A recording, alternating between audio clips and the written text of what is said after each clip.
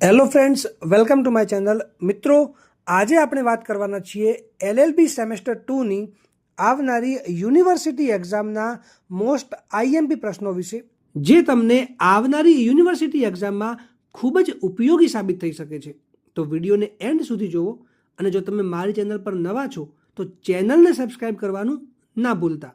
Constitutional લો 1 question 1. બંધારણનું મહત્વ સમજાવી ભારતના બંધારણના મુખ્ય લક્ષણો પર વિસ્તારથી નોંધ લખો.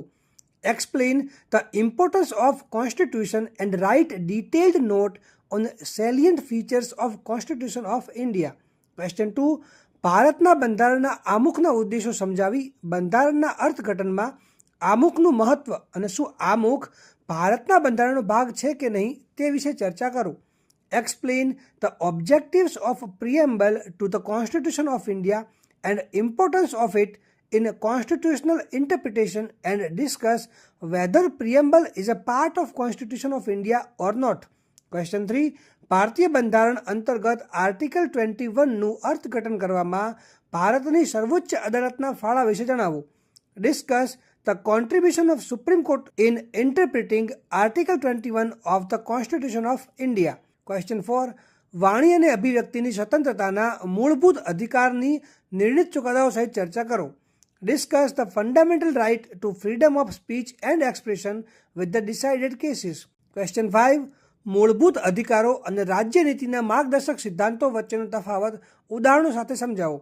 Explain the difference between fundamental rights and directive principles of state policy with illustrations. Question 6. સમાન દીવાની કાયદા વિશે ભારતના બંધારણની જોગવાઈઓના સંદર્ભમાં સમજાવો. Explain the provisions of constitution of India relating two uniform civil code. Question 7. ટૂંક નોંધ લખો, એટલે કે રાઇટ શોર્ટ નોટ્સ. એ. મૂળભૂત ફરજો, એટલે કે ફંડામેન્ટલ ડ્યુટીઝ. બી.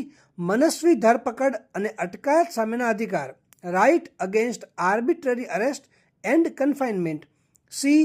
આર્ટિકલ 32 અને આર્ટિકલ 226 વચ્ચેનો તફાવત, difference between article 32 and article 226. અને ડી. સમાનતાનો અધિકાર, રાઇટ ટુ ઇક્વાલિટી. મિત્રો, જો તમને કોઈ પ્રશ્ન હોય તો તમે મને કમેન્ટ સેક્શનમાં પૂછી શકો છો, અને જો તમે મારા વોટ્સએપ ગ્રુપ સાથે જોડાવા માંગતા હો તો એની લિંક તમને કમેન્ટ સેક્શનમાંથી મળી જશે. અને આ વિડીયોને લાઇક કરો, વધારેમાં વધારે શેર કરો, અને મારી ચેનલને સબસ્ક્રાઈબ કરવાનું ના ભૂલતા.